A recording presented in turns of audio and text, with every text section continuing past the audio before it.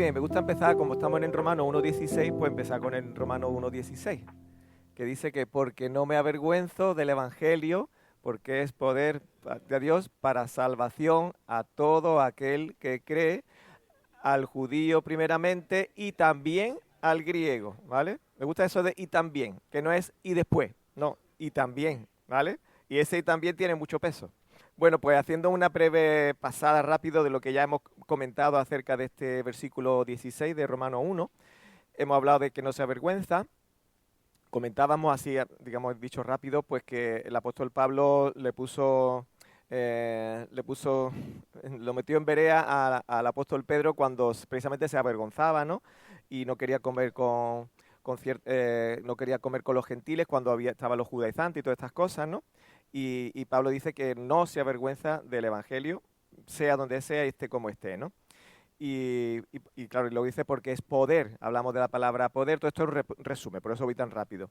Hablamos de la palabra poder, que viene de la palabra griega dynamis, ¿vale? Y nos recuerda, nos catapulta a ese poder explosivo, ¿no? Que podemos decir que tiene la dinamita, ¿no? También la palabra dinámico también tiene origen de esta palabra dynamis, ¿no? Y hablamos de que este evangelio precisamente es poder porque produce una nueva vida en la persona que conoce este evangelio y que a través de la sangre de Yeshua pues entrega su vida a Dios, ¿no? Estábamos hablando también que es poder para salvación y luego hemos dicho que al judío primeramente y también al griego. Y entonces nos hacíamos esta pregunta, bueno, ¿y quiénes son los griegos, no? Son la gente que vive en Grecia. Y entonces hemos estado analizando bastantes textos y vamos a continuar con ese análisis de más textos que nos van a llevar y nos explican quién realmente son estos griegos que está mencionando el apóstol Pablo. Hay un texto que ya hemos comentado, pero creo que es principal en lo que estamos diciendo, que es Juan 10:16, que dice, también tengo otras ovejas, está hablando del Señor, también tengo otras ovejas que no son de este redil. Aquellas también debo traer y oirán mi voz y habrá un rebaño y un pastor, ¿vale? Y de ahí hemos sacado mucha enseñanza. Hemos estado hablando de Ezequiel capítulo 37, que precisamente nos habla de que el profeta, pues Dios le dijo que hiciera un palo que ponía a la casa de José y otro palo que decía a la casa de Judá. Y que de esos dos palos se juntarían y sería un solo palo y que habría un solo rey, ¿vale? Y estaría ese único rey estaría gobernando a esos dos reinos divididos, ¿verdad? Hay una palabra importante que es la palabra dispersos, que aparece en el Nuevo Testamento en varias ocasiones o en bastantes ocasiones, y ahí es donde nos estábamos enfocando, ¿no? En los dispersos. Una de ellas, que también nos catapulta a lo que hemos estado estudiando, estaba en Juan 7, 33 al 35, que decía, entonces Jesús dijo, todavía un poco de tiempo estaré con vosotros e iré al que me envió. Me buscaréis y no me hallaréis, y a donde yo estaré, vosotros no podéis venir. Entonces los judíos dijeron entre sí, ¿a dónde se irá este? Que no lo hallemos. Se irá a los dispersos, ¿vale? Subrayo esta palabra, se irá a los dispersos entre los griegos, ¿vale? Y enseñará a los griegos. O sea, que entonces quiere decir que los judíos sabían que estaban los dispersos, ¿vale? Y ya hemos hablado, ya hemos mencionado en su momento, ya un par de sesiones atrás, que cuando el reino del norte, es decir, la casa de Israel, la casa de Efraín, ya llegó un momento que llegó al colmo de su pecado, Dios mandó al imperio asirio y se los llevó y los dispersó y nunca más volvieron a su lugar, nunca más volvieron a su tierra. Sin embargo, la casa de Judá, la casa, digamos, el reino del sur, esto sí se lo llevaron los babilónicos, pero regresaron después de 70 años, porque había una promesa, ¿no? Que Dios le había hecho a su siervo David, que se mantendría esa antorcha, por decirlo de alguna manera, ¿no? Así que el apóstol Pablo está esperando en el momento en que van a volver aquellos dispersos, ¿vale? Y de eso es lo que el apóstol Pablo nos está introduciendo aquí. habíamos leído un documento bastante interesante, bastante importante en el libro de Macabeo, primer libro de Macabeo, capítulo 12, 1 al 23, que se menciona que aunque no es un libro inspirado, pero sí un libro histórico, y como tal, pues tenemos que también leer y consultar. Y se menciona en estos versículos acerca de un hermanamiento que quería haber entre los judíos y entre los espartanos y los romanos. Y había un pacto de fidelidad y un pacto de hermandad. Entonces era algo extraño, ¿no? Hasta que llegamos al último versículo de este pasaje, bueno, no era el último, hasta el versículo 20-21 de este primer Macabeo 12, que hablaba de que el rey Ario de Esparta saludaba al sumo sacerdote de Judá y decía, he descubierto un documento en el que se muestra que los espartanos y los judíos somos hermanos, descendientes todos de Abraham. Entonces, ese documento es realmente muy interesante y nos hace ver que ya estando en la dispersión, todavía había algunos que conservaban esa identidad de lo que habían sido pueblo de Dios, ¿no? Y descendientes de Abraham, ¿no? Entonces, es un documento bastante interesante y nos abre mucho la visión, ¿no? Y rompe también muchos paradigmas. Y también mencionábamos, permitidme este resumen porque creo que es importante para terminar con el Romano 1:16. Mencionábamos en Juan 11, 51 y 52 que el sumo sacerdote de aquel año, que era Caifás, cuando está hablando de qué se iba a hacer con Jesús, ¿vale? Dice, esto no lo dijo por sí mismo, sino que como era sumo sacerdote aquel año, profetizó que Jesús había de morir por la nación. Pero no se queda ahí la profecía. Dice, y no solamente por la nación, sino también para congregar en uno a los hijos de Dios que estaban dispersos. ¿Vale? Entonces vemos este concepto de dispersos como la palabra nos lo va aclarando y nos lo va mostrando y nos lo va enseñando. Luego el Señor Jesús se va a la zona de Efraín porque ha sido rechazado por la casa de Judá, digamos por los judíos, y se va precisamente a Efraín, que es bastante curioso, por decirlo de alguna manera, pero no es una casualidad. Está en Efraín porque el Señor está diciendo, vale, vosotros habéis rechazado al Mesías, pues me vuelvo precisamente a la casa de Efraín, ¿no? Entonces él está allí morando y llega la fiesta de Pesaj, de Pascua, que precisamente conmemora la liberación de una opresión del pueblo, de la opresión que tuvo el pueblo de Dios cuando estaba en Egipto. Y entonces, en esa efeméride, vamos a llamarlo así, pero digo porque cada año que se celebraba Pesaj, los romanos siempre estaban bastante alerta y incluso reforzaban las guardias, no vaya a ser que hubiera un amotinamiento aprovechando la efeméride, voy a decirlo así, de esta fiesta, ¿no? Entonces, quiere decirse con esto, que en ese momento es cuando precisamente vienen las palabras que hemos estado mencionando, cuando dice que tiene que morir por el pueblo, y no solamente por el pueblo, mejor dicho, por la nación, sino también por los dispersos. Y es en ese momento cuando aparece el Señor Jesús montado sobre un burrito, sobre un asno, y se cumple la profecía de Zacarías 9:9 que ya habíamos mencionado. El burro sobre el asno, que nos está hablando precisamente, como menciona Oseas 8, 9 y 10, que nos dice en esa profecía, el profeta Oseas nos dice que el asno montés es Efraín, ¿vale? Entonces el cordero está yendo sobre el asno, está entrando en la ciudad de Jerusalén y todo el mundo está con las palmas y celebrando y están diciendo Oshiana, que significa, Oshia significa salva, Anna significa ahora, salva ahora, rey. Entonces lo querían hacer rey en ese momento y era el momento preciso, pero no era el momento todavía oportuno. ¿Por qué? Porque el Señor todavía tenía que cumplir, tenía que entregar su vida precisamente para poder rescatar. No podía ser nombrado en ese momento, no podía ser nombrado rey, porque entonces no podría haber redimido a la casa de Israel que estaba dispersa. Justamente en ese momento aparecen unos griegos que vienen precisamente a la fiesta de Pesaj y preguntan por el Mesías, preguntan por Jesús y vienen a Felipe y le dice, oye, queremos conocer a Jesús. Y entonces cuando Jesús escucha esto, dice, ha llegado el momento. ¿Por qué? Porque hay unos griegos que están preguntando por mí, ¿vale? Y dice, y entonces cuando el Señor dice, si el grano el grano de trigo no cae en tierra y muere, no lleva fruto. Y precisamente el Mesías, mejor dicho, el Cordero, había venido sobre el asno. El asno representa a la casa de Efraín. Efraín, ¿qué significa? Fructífero, que lleva fruto. Pero Efraín estaba muerto, no podía llevar fruto, porque ya se había dispersado. Sin embargo, el Señor viene a sacar de los muertos a Efraín, para que pueda llevar fruto. Y entonces es cuando hilábamos con la profecía que nos muestra Isaías 53, 10 y 11, que dice: cuando haya puesto su vida en expiación por el pecado, verá linaje, que significa verá fruto. Vivirá por largos días, y la voluntad de Yahvé será en su mano prosperada. Y ahora dice el versículo 11, verá el fruto de la aflicción de su alma. Verá fruto, Efraín. Verá el fruto de la aflicción de su alma y quedará satisfecho.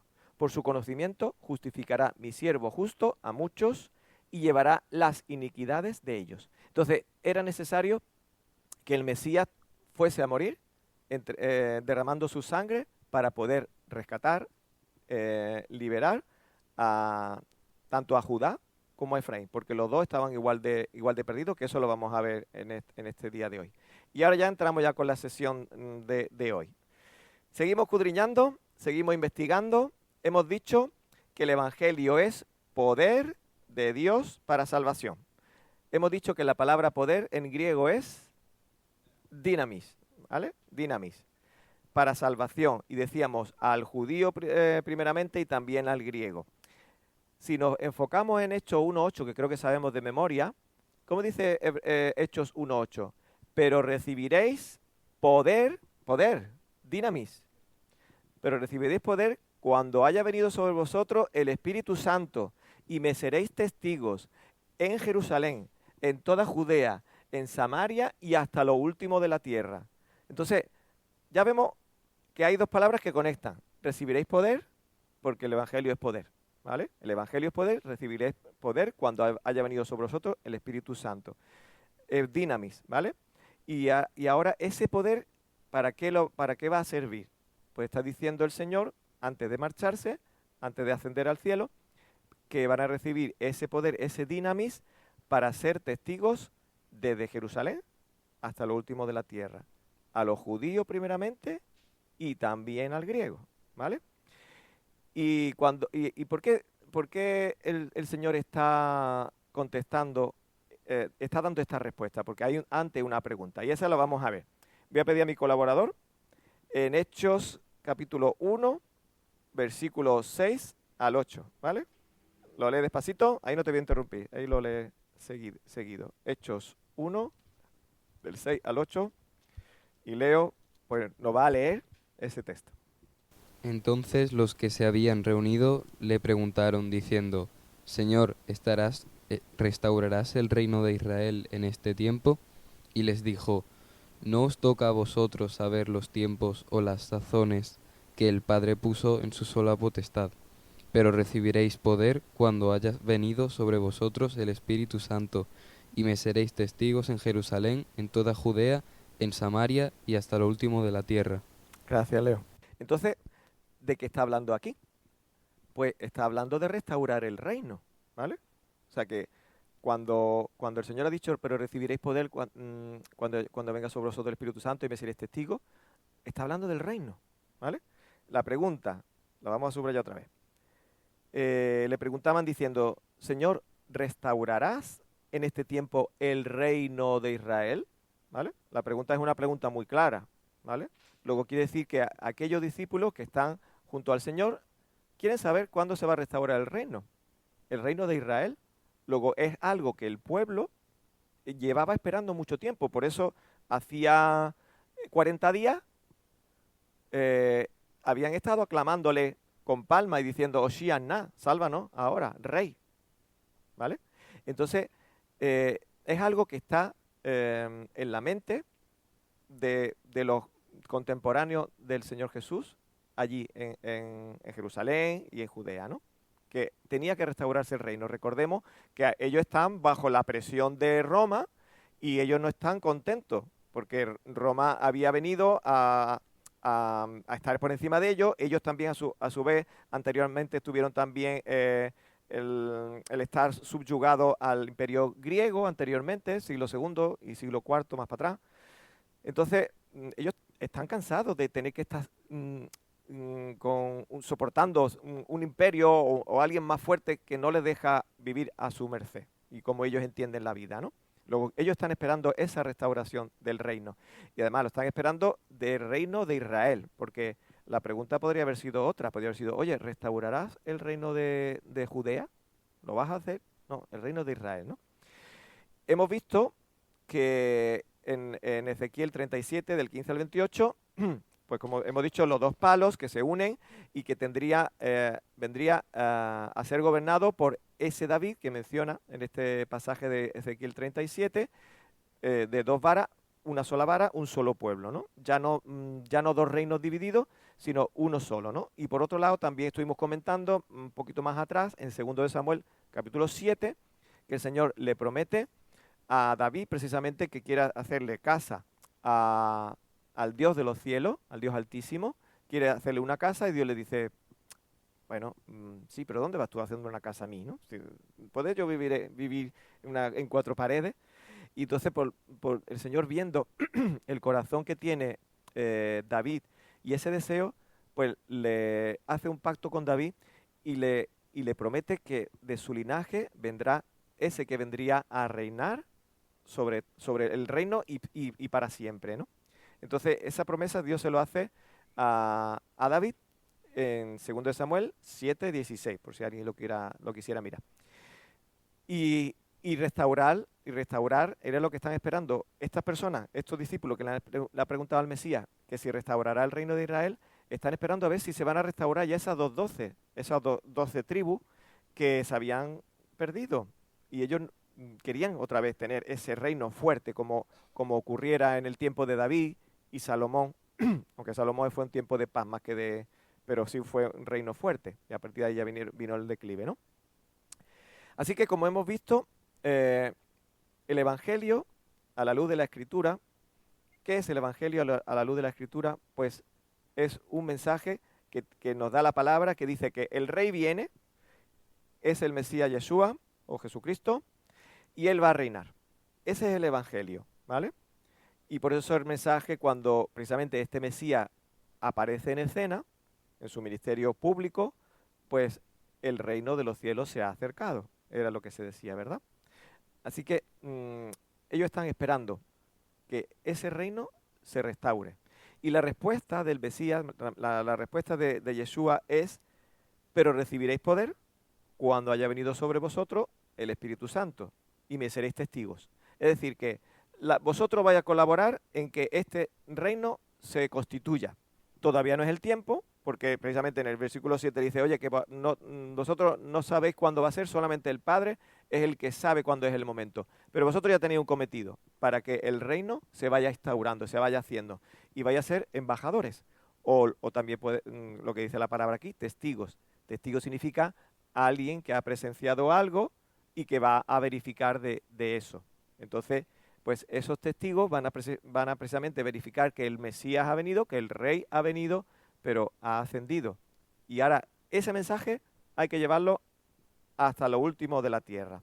Así que eso es lo que la palabra nos está enseñando. Y esos griegos, aunque vamos a seguir todavía profundizando mucho más en el concepto de griego, esos griegos son aquellos dispersos del reino del norte que ya no volvieron, ¿vale? Entonces, estamos observando y estudiando acerca del reino de Israel.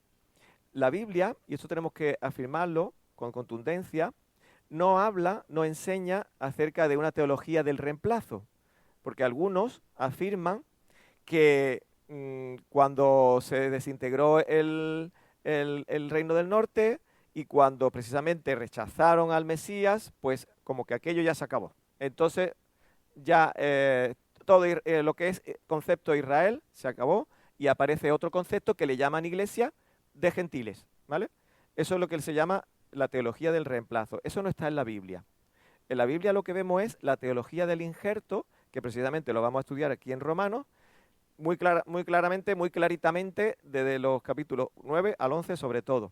Ahí el apóstol Pablo nos va a desarrollar esto muy bien, que ya llegaremos. No sé cuándo, pero llegaremos, o esto va lento.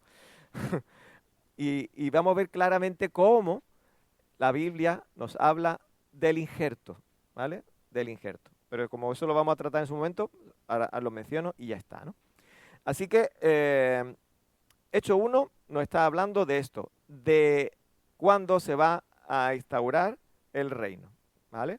Cuándo las 12 tribus van a estar juntas y van a estar cumpliendo ese reino. Al decir las 12 tribus, Judá, Simeón, Leví, Rubén, ¿dónde estaban? No se sabía. Algunas sí, algunos sabían. Por ejemplo, el apóstol Pablo sabía que era de la tribu de Benjamín, otros sabían que era de la tribu de Judá, que era la más localizada, lógicamente, pero luego había otras tribus que a saber dónde estaban, ¿no?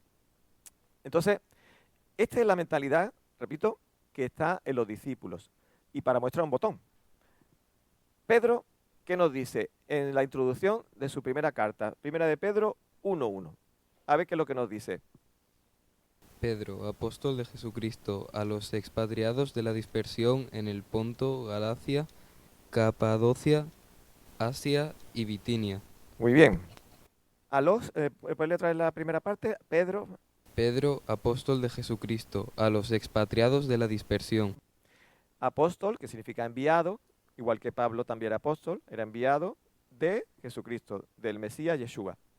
A los expatriados. ¿Qué significa expatriado? Ex significa que está fuera y patria, sin patria, ¿vale? Entonces, aquellos que no tenían patria, que perdieron la patria, que ¿quiénes fueron? Ya lo hemos dicho, el reino del norte, que eran 10 tribus, ¿vale? El reino del norte, esos son los expatriados. Y esa es la introducción que tiene el apóstol Pedro en su carta, ¿vale? Y dice también a los que están en la dispersión. Está hablando de los dispersos, ¿vale? Los que fueron dispersados, que son los mismos que estamos mencionando. Por eso, por eso el Mesías, Yeshua, dice a sus discípulos, me seréis testigos, y empezamos desde Jerusalén, toda Judea, Samaria, que era lo que estaba ya el extranjero, pero al lado, y hasta lo último de la tierra. ¿Por qué? Porque había que buscar a esas 12 tribus. Sí, a esas 12 tribus. Y tenemos otra muestra, 2 testigos. Uno Pedro y otro Santiago, ¿vale? Santiago 1:1, Leo. A ver qué nos dice. Este todavía es más explícito. Santiago. Santiago, siervo de Dios y del Señor Jesucristo, a las 12 tribus que están en la dispersión. Salud. ¿Cuántas tribus ha dicho? 12, ¿vale? Él es más explícito. Él está hablando, pues eso, que están esperando y que esas 12 tribus que están dispersas, y es este mensaje que están diciendo, oye, que el rey ha venido, hay que volver, hay que volver. Y por eso esos testigos, que el Señor dice, me seréis testigos, está hablando de hay que ir a lo de la casa de Judá y a lo de la casa de Efraín. Esos son los griegos, ¿vale? Al judío primeramente y también al griego, ¿vale? Ahora nos vamos a parar en Ezequiel 34. Aquí vamos a parar un poquito. Es un pasaje maravilloso que todavía nos aclara, si cabe, más lo que estamos analizando y estudiando. Hemos dicho, el reino del norte fue disperso y Ezequiel está hablando de esa dispersión que ya había ocurrido. Cuando él escribe ya había ocurrido, pero está hablando de el regreso, ¿vale? De la dispersión.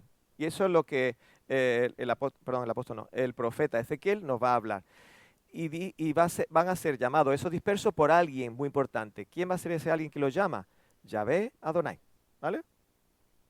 El Señor, el que los va a llamar. Así que vamos a leer, Leo, y ahí sí te voy interrumpiendo, ¿vale? Pero espérate, que no lo he buscado. Ezequiel 34, desde del 1 al 16, lo leemos despacito, adelante. Vino a mí palabra de Jehová, diciendo, Hijo de hombre, profetiza contra los pastores de Israel, profetiza y di a los pastores, así ha dicho Jehová el Señor, ay de los pastores de Israel, que se me apacientan a sí mismos, ¿no apacientan los pastores a los rebaños? Vale, paramos un momentito. Los pastores de Israel eran precisamente los que tenían liderazgo en Israel, los reyes, los sacerdotes, que en vez de servir al pueblo, se estaban sirviendo a sí mismos, no se preocupaban por el pueblo. Seguimos, versículo 3. Coméis la grosura y os vestís de la lana, la engordada degolláis, mas no apacentáis a las ovejas. No fortalecisteis las débiles, ni curasteis la enferma, no vendasteis ni perniquebrada, no vendisteis la perniquebrada. No, vendasteis, de ponerle no una venda. vendasteis la perniquebrada. No volvisteis al redil la descarriada, ni buscasteis la perdida, sino que os habéis enseñoreado de ellas con dureza y con violencia, y andan errantes por falta de pastor, y son presa de todas las fieras del campo, y se han dispersado. Espera un momentito, ¿vale? Dice que andan errantes, precisamente fueron dispersas, ¿vale? Y dice, y se han convertido en alimento para toda fiera del campo, y se han dispersado, ¿vale? Aquí tenemos otra vez esta palabra, que es la palabra llave, la palabra clave, que nos va situando en el contexto. Son las dispersas, ¿vale? Y dice que se había convertido en alimento para toda fiera del campo. La palabra cuando habla de fiera del campo es una figura de precisamente de los hombres que son contrarios a Dios y que han dado la espalda a Dios. Aquellos reinos que están en contra de Dios, pues ahí han provocado que esas ovejas se han metido en esos naciones, en esos lugares, ¿no? Entonces ahí donde estaban, ¿no? Metidas aquellas ovejas, y las dispersas están siendo comidas por esa fiera, que repito, que son esos reinos que han conquistado al reino del norte. Versículo 6. Anduvieron perdidas mis ovejas por todos los montes, y en todo collado alto, y en toda la faz de la tierra fueron esparcidas mis ovejas, y no hubo quien las buscase ni quien preguntase por ellas. Ahí paramos. Vale, ahí habla de montes, que sabemos que en la palabra monte es relacionado con naciones, ¿vale? Y todo collado lo mismo, también naciones, dispersadas por la faz de la tierra, sin haber quien las busque ni pregunte por ellas. Estaban totalmente baldías. 7. Por tanto, pastores, oíd palabra de Jehová. Vivo yo, ha dicho Jehová el Señor, que por cuanto mi rebaño fue para ser robado y mis ovejas fueron para ser presa de todas las fieras del campo, sin pastor, ni mis pastores buscaron mis ovejas, sino que los pastores se apacentaron a sí mismos y no apacentaron mis ovejas. Por tanto, oh pastores, oíd palabra de Jehová. Así ha dicho Jehová el Señor. He aquí, yo estoy contra los pastores, y demandaré mis ovejas de su mano, y les haré dejar de apacentar las ovejas, ni los pastores se apacentarán más a sí mismos, pues yo libraré mis ovejas de sus bocas, y no les serán más por comida. Espera un momentito. Vale, entonces dice que él va a quitarlo de las fauces de esas fieras. Las va a sacar. Están entre las fieras, su oveja, y él las va a rescatar. Sigue. 11. Porque así ha dicho Jehová el Señor. He aquí yo mismo iré a buscar a mis ovejas, y las reconoceré. Ahí paramos. ¿Quién es el que viene a buscar las ovejas? Lo hemos leído antes. Jehová. Y Jehová, a través de ¿quién envió a su hijo? Yeshua. Muy bien. Como reconoce su rebaño como reconoce su rebaño el pastor el día que está en medio de sus ovejas esparcidas, así reconoceré mis ovejas, y las libraré de todos los lugares en que fueron esparcidas el día del nublado y de la oscuridad. Ujú. Y yo las sacaré de los pueblos, y las juntaré de las tierras, las traeré a su propia tierra, y las apacentaré en los montes de Israel, por las riberas, y en todos los lugares habitados del país. Ujú. Vale, entonces dice que las sacará de los pueblos, las juntaré de las tierras, las traeré a su propia tierra, promete volverlas a traer a su propia tierra, la tierra de Israel, y las apacentaré en los montes de Israel. Hemos dicho montes, significa naciones, ¿vale? Pues en la nación de Israel, por las barrancas y por todos los lugares habitados del país. 14.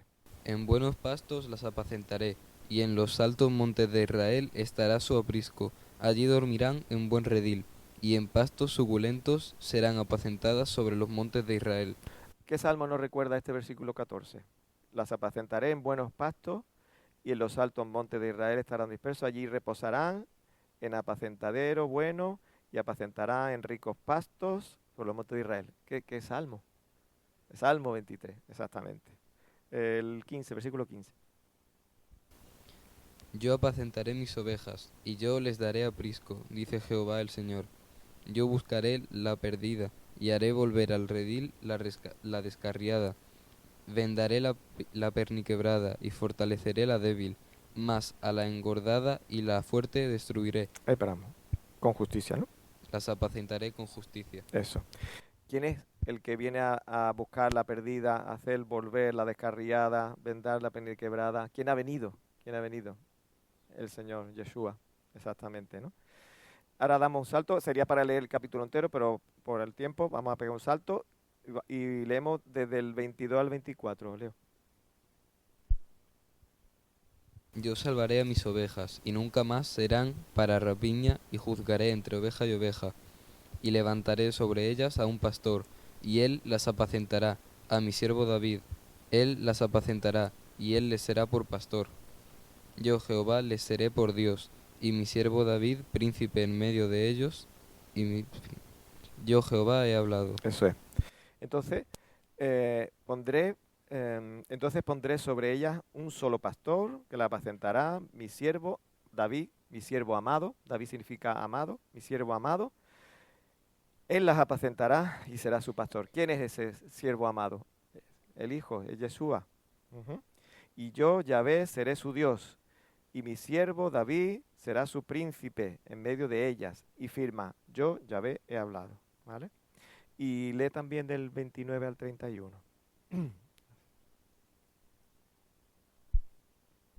Y levantaré para ellos una planta de renombre, y no serán ya más consumidos de hambre en la tierra, ni ya más serán avergonzados por las naciones. Y sabrán que yo, Jehová su Dios, estoy con ellos, y ellos son mi pueblo, la casa de Israel, dice Jehová el Señor. Y vosotras, ovejas mías, ovejas de mi pasto, hombres sois, y yo, vuestro Dios, dice Jehová el Señor. Ujú. Aquí nos aclara quiénes son esas ovejas. Hombres sois, ¿no? Así que este es el desenlace. El Señor viene a buscar a sus ovejas dispersas. Y como hemos visto en el versículo 5, pues habla de las dispersadas, que ahora mismo están entre los dientes de aquellas naciones que la arrebataron por culpa de su pecado, por culpa de su pecado. Y el Señor viene a llamar a esos griegos y el Señor dice hasta lo último de la tierra. Una pregunta que le escuché a Katy Gómez, que me gustó mucho, que decía, ¿por qué estoy siguiendo entonces yo? Ella es mexicana, yo soy español, y pregunto ya en persona mía, primera persona yo. ¿Por qué estoy siguiendo yo al Dios de los hebreos, al Dios de Abraham, de Isaac y de Jacob? ¿Por qué no estoy siguiendo a los dioses de mi región? ¿Por qué no estoy ahora mismo con una diosa que han sacado del agua y que la están paseando? O me podéis remontar más atrás, porque esta ciudad la fundaron los fenicios. Pues un dios de los fenicios. ¿Por qué no estoy siguiendo yo a un dios de los fenicios? ¿Por qué estoy siguiendo yo al Dios de Abraham, de Isaac y de Jacob? Ahí dejamos la pregunta para reflexión.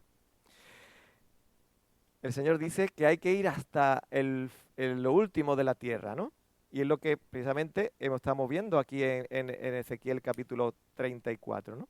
Así que el Señor lo que hace es injertar a aquella persona por medio de la sangre de Jesucristo, del Mesías Yeshua, injerta a esa persona en su pueblo, un mismo linaje, una misma nación, y venga de donde venga. Precisamente el campamento que vamos a tener ahora 1 de agosto va en esta sintonía, ¿no? En esta idea, ¿no? De la identidad, ¿no? Venga de donde venga, pero la identidad que tenemos, ¿no? En el Mesías, ¿no? Gálatas, no lo vamos a leer, pero Gálatas 3, 28, 29, una de las cuestiones que dice, ya no hay judío ni griego, linaje de Abraham sois, ¿vale? Al final se trata de eso, de ser linaje. La palabra linaje en griego se menciona sperma. Y esa palabra quiere decir que es una semilla natural, una semilla biológica. Y me encanta este significado, porque si está diciendo ya no hay judío ni hay griego, sino linaje de Abraham sois, está diciendo que sois semilla natural, semilla biológica de Abraham. Y por eso somos herederos en Cristo, que precisamente es quien nos adentra en ese linaje y nos da esa semilla biológica, entre comillas, porque es una semilla espiritual, pero que es espiritual, sí. Pero lo que quiere decir que tiene los mismos derechos, como si fuéramos hijos de sangre, es lo que quiero decir. ¿vale? Por eso es la palabra esperma tiene esa connotación. Linaje de Abraham es como si nosotros fuéramos semilla natural y biológica, ¿vale? Y es bueno que haya puntualizado esto. Así que si somos herederos de la promesa, somos participantes del pueblo de Dios, somos participantes de su constitución, somos participantes de su instrucción, también podemos llamarle Torá, podemos llamarle ley, podemos llamarle mandamiento, son para nosotros, participamos de sus beneficios o de sus bendiciones y también participamos de su tierra porque es parte también de su promesa. Parece que la tierra, el hecho de que Dios le prometió la tierra a Abraham, hay veces como que la tierra no echamos cuenta, pero es parte de la herencia. El Señor nos llama también a aquella tierra. Otro pasaje que también vamos a analizar, Efesios 2, leo, del 11 al 19. Este también es un pasaje impresionante, que mira que yo lo he leído años, pero hasta no hace mucho vi lo que pone aquí. Efesios 2, 11 al 19. Por tanto, acordaos de que en otro tiempo vosotros, los gentiles, en cuanto a la carne, erais llamados incircuncisión por la llamada circuncisión hecha con mano en la carne. Ahí paramos. Entonces dice, recordad que en otro tiempo vosotros los gentiles en la carne, ¿vale? En otro tiempo, llamados incircuncisión por la tal llamada circuncisión hecha por mano en la carne. Versículo 12, sigue. En aquel tiempo estabais sin Cristo, alejados de la ciudadanía de Israel y ajenos a los pactos de la promesa, sin esperanza y sin Dios en el mundo. Ahí paramos. Entonces dice que estaba ahí, el apóstol Pablo le está hablando a los efesios se supone que son de entre los gentiles, y lo son, no se supone, lo son de entre los gentiles, es decir, no son judíos, y le está diciendo precisamente esto, separados de Cristo, excluido, dice, en otro tiempo erais separados de Cristo, ahora no. En otro tiempo erais excluidos de la ciudadanía de Israel, ahora no, ahora lo sois. En otro tiempo erais extraños a los pactos, ahora no, ahora sois parte del pacto. En otro tiempo erais extraños de la promesa, ahora no, ahora sois parte de la promesa. En otro tiempo no teníais esperanza, estabais baldíos, ahora tenéis esperanza. Y en otro tiempo erais sin Dios en el mundo, y ahora tenéis Dios en el mundo. Fijaros ese cambio que el Señor ha hecho. De Israel, exactamente. Ahí se queda uno, ciudadano de Israel, se queda uno frío, exactamente. Sigue, Leo, versículo 3. Pero ahora en Cristo Jesús, vosotros, que en otro tiempo estabais lejos, habéis sido hechos cercanos por la sangre de Cristo. Vale, ¿quiénes son los que estaban en otro tiempo lejos y ahora habían sido acercados? Los dispersos, los que hemos leído, los que tenían que buscar desde los 4 puntos cardinales de la tierra, ¿no? Y ahora precisamente está diciendo que han sido hechos cercanos por la sangre del Mesías. 14. Porque Él es nuestra paz, que de ambos pueblos hizo uno, derribando la pared intermedia de separación. Vale, de ambos pueblos. ¿De quiénes son esos dos pueblos? Pues el reino de Judá y el reino de Israel. Esos dos pueblos estaban enfrentados. Antes que no se enfrentaron veces hasta que se deshicieron. Pues esos dos reinos había que ser uno solo. Ezequiel capítulo 37, 2 palos que se convierten en un solo palo y un solo pastor y un solo rey, ¿no? De eso es lo que está aquí hablando. El versículo 15. Lee otra vez el 14 y sigue con el 15, por favor. Porque Él es nuestra paz, que de ambos pueblos hizo uno, derribando la pared intermedia de separación, aboliendo en su carne las enemistades, la ley de los mandamientos expresados en ordenanzas, para crear en sí mismo de los dos un solo y nuevo hombre, haciendo la paz. Vale. Entonces, aboliendo en su carne la enemistad, aboliendo la ley de los mandamientos expresados en ordenanzas. Ah, entonces que ya no tenemos que seguir los mandamientos. No está diciendo eso. Aquí lo que está diciendo, la ley de los mandamientos expresados en dogmas, ¿vale? Esa palabra ordenanza es dogmas. No está hablando de la Torá, no está hablando de la ley de Dios que Dios le dio a su pueblo Israel. Está hablando de esos dogmas que los hombres añadieron y que el Señor permitió por la dureza de su corazón. Eso lo podéis leer con mucha tranquilidad en Ezequiel capítulo 20, porque empieza a repetir, hasta que dice, y sí, y hubieron mandamientos que yo permití por la dureza de vuestro corazón, pero yo no los envié. Estos son estos dos más, ¿vale? Ezequiel capítulo 20. Estableciendo así la paz, ¿vale? 16. Y mediante la cruz reconciliar con Dios a ambos en un solo cuerpo, matando en ella las enemistades. Y vino y anunció las buenas nuevas de paz a vosotros que estabais lejos y a los que estaban cerca. Vale. Dice, y vino y anunció paz a vosotros, está hablando los Efesios, que estabais lejos, sois de la dispersión, y paz a los que estaban cerca. ¿Quiénes los que estaban cerca? Al judío primeramente y también al griego. El que estaba cerca era el judío. 18. Porque por medio de él, los unos y los otros tenemos entrada por un mismo espíritu al Padre. Este me encanta, porque no se puede afirmar que solamente los que estaban en la dispersión, solamente la casa de Israel necesitan la sangre de Yeshua para volver al reino. No, también la casa del sur también necesita, lo dice, porque por medio de él los unos y los otros, por medio del Mesías, tenemos entrada al Padre en un mismo espíritu. Solo se entra al Padre por el Mesías Yeshua, por Jesucristo, ¿vale? Solamente. 19 y último. Así que ya no sois extranjeros ni advenedizos, sino conciudadanos de los santos, y miembros de la familia de Dios. Anda. Entonces ya los efesios ya no son extranjeros, ni son advenedizos, sino que son conciudadanos, que significa que forman comunidad, que son conciudadanos de los santos. ¿Quiénes son los santos? Los que Dios ha apartado para sí. Vemos en Éxodo capítulo 19 que Dios apartó un pueblo para su servicio, para ser luz a las naciones. Y ese apartar significa santidad, ¿no? Así que ya no son extranjeros porque antes no conocían al Mesías, no conocían a Dios, ahora sí lo están conociendo y ya dejan de ser gentiles. Por lo tanto, hablar de una iglesia de gentiles es algo contradictorio, porque si es una iglesia de gentiles, significa que no ha sido regenerado, significa que el Mesías no te ha rescatado y significa que el Mesías no te ha hecho de su pueblo. Luego, entonces, ¿qué clase de iglesia es esa? No, por lo menos la iglesia de Dios no es. Ahora, si tú reconoces que Jesucristo es tu Señor y tu Salvador, te lo está diciendo la palabra, que tú eres parte del pueblo. Y por lo tanto ya no eres extranjero, ya no eres advenedizo y ya no eres alguien extraño a los pactos, ni a la ley, ni a la promesa, ni a nada de eso, ¿vale?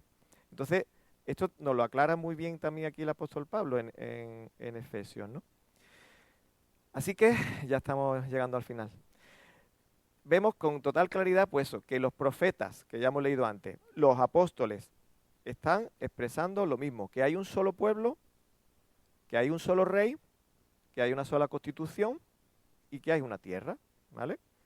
Aquel pueblo se dividió a raíz del pecado de Salomón y eso lo vemos muy bien en Primero de Reyes, capítulos 11, 12 y 13.